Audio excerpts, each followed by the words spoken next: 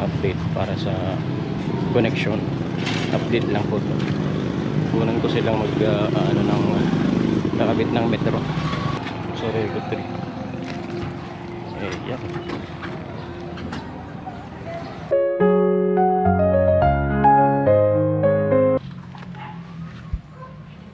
Sa labas ng bakod kasi upa ito kanina eh. Yan, pinagtampakan ko. Sa ako na may ano, buhangin na may bato, tapos kumuha ko dun sa ano, sa kanal. Tapos dala ko dito. Tulay yung dito. Kahit mabigat, okay lang. At least nagkaroon ng tapal yung uka, malaking uka dito sa ano, sa gilid ng bakod. Last destination. Yes. Yes, there's spot sa Batu kung saan nakaka-proud din bilang Batuenyo. Batuin niya. Kahit ano, Sige. okay siya. Anong okay? Paliwanag. May difference kasi there's two sides between bad and good. Like, kung ba yung Bakit natin bagon mo? ay ba yun na nga Bato na.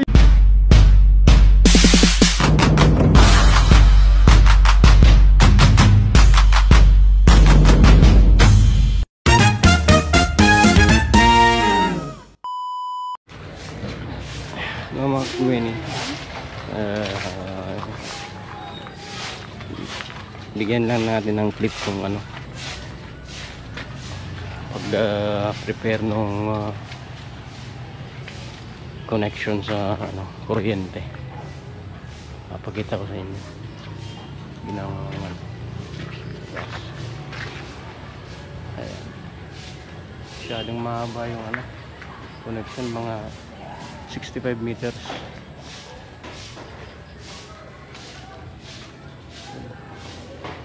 Yung electrician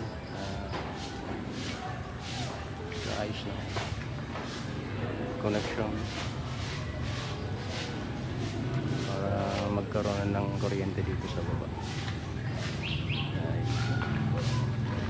Masyadong malawak yung dinaanan ng wire kasi dito sa ano sa likod eh. Sa likod yung bahay. Tapos yung kakabitan dun sa posting yun. Kaya naglagay ng isang ano, medyo matibay ding kawayan para pagkabitan ng wire. Nakakabit yun dun sa ano, sa bakal para hindi madaling matumba. Tapos ginawa ko yun ng isang araw, kaya walang problema sa ano, sa kinakabitan ng wire. Mga kagwin eh, kukunan ko lang yung magkakabit ng metro sa kuryente para ma-update naman yung ano, update para sa connection. Update lang po to. Kunan ko silang mag ano ng nakabit ng metro.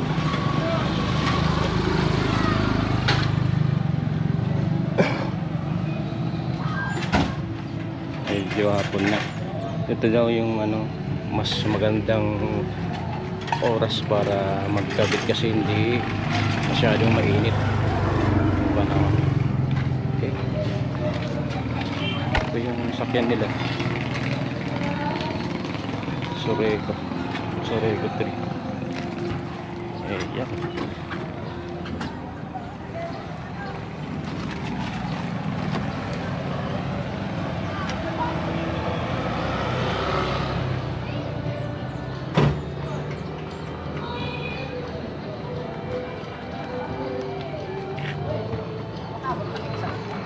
Yung pinakamagandang oras sa ganitong mga lineman na nagkakabit ng mga linya. So, hindi sila masyadong nabibilat sa araw. Hindi masyadong mainit yung ma-experience nilang gagawin.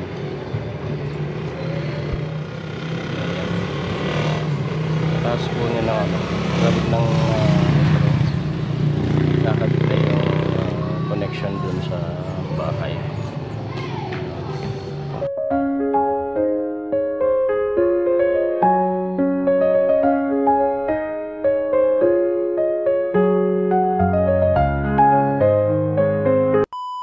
Po, kakatapos ko lang pong kumuha ng clip dun sa nagkakabit ng puntador sa kuryente. Pabalik na po ako dito sa ano, ay dun sa Boulevard, kasi simulan ng pagtitinda na naman. Buti walang ano ngayon, walang concert dun sa unahan, kasi kahapon naharang na naman kami, kaya may na yung binta. Tapos bigla pang umulan, ayun, lugi yung negosyo. Kaya lang, kasama yan sa ano, kasama yan sa negosyo ang ganyan. Na natin yung kalagayan dito sa Boulevard ngayon, yung nga po.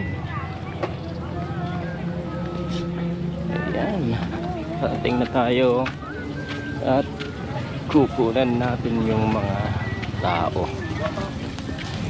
Ayan, daming tao ngayon.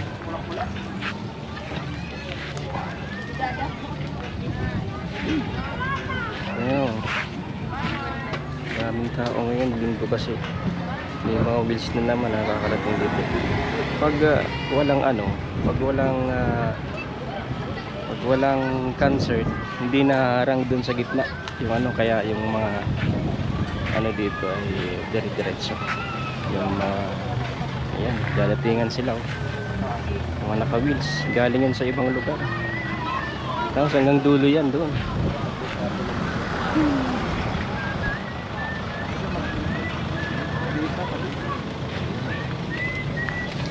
Okay.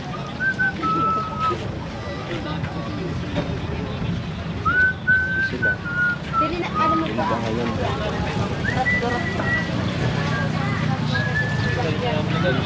Hi. Nasa Kuma. Hi, I'm busy. Busy So, sila. si Dada mo na ang kapalit Busy ko. sila. Ang ganda ng panahon ngayon. Sabing tao. The next day. Morning mga Gwini. Ibang itsura ko ngayon, parang ano, ermitanyo. Kasi naisipan ko kanina, umuulan na naman kasi. Sabi ko, kung maghapon uulan, hindi makakapagtinda dito sa taas sa Boulevard. Kaya ano kaya yung pwede kong magawa para hindi masayang yung araw. Ngayon, naisipan kong kalkal ng mga buhangin na may bato para magtambak, para sa ano, for the preparation sa bahana naman. Ito sa labas ng bakod kasi upa ito kanina eh. Yan, pinagtambakan ko sa ako na may ano, buhangin na may bato. Tapos kumuha ko dun sa ano, sa kanal. Tapos dala ko dito, tulay yung dito, kahit mabigat okay lang, at least nagkaroon ng tapal yung uka, malaking uka dito sa ano, sa gilid ng bakod. Kasi pag pinabayaan kasi to, mag-i-erode yung ano, lupa, bababa yung ano, mga tambak dito sa kanal. Kaya minabuti kong tambakan dito kahit konti, kasi mabigat eh. Simula doon, dinadala ko pataas, tapos dito sa dating tulay, tapos tambak dito. Tapos yan, pahinga muna. Dito naman ako ay tinanggal ko muna pala yung tent kanina kasi sira na naman yung gilid, nalagyan ng tubig ulan, kaya tinanggal ko na lahat. Tapos ito yung napagbalingan ko na naman. Naisip kong pwede rin palang gumawa ng isang kanal na dudugtong dito sa doon sa binaba naming dinadaanan dito. Dahil tumataas yung tubig pag malakas yung ulan. Tapos naisip ko, ano kaya kung lagyan ko ng kanal papunta dito sa malaking kanal para yung tubig mabawasan pag dating nung maraming ulan, kasi babahin na naman dun sa dinadaanan namin. Kaya baka mangyari yung iniisip ko. Kaya ito yung tinatrabaho ko ngayon. Okay, magpapatuloy ka lang to kahit umuulan. Maliligo ako para magawa ko ngayong araw, kasi sayang naman yung oras. Kung uupo lang ako matutulog, mas maganda yung may magagawa ako. Okay, next update na lang mga Gwenny. The next day. Hello mga Gwenny. Panibagong araw na lang naman po sa pagtitinda dito sa Bato Boulevard. As usual, pag ganitong maganda yung panahon, marami yung mga nagsisipuntahan.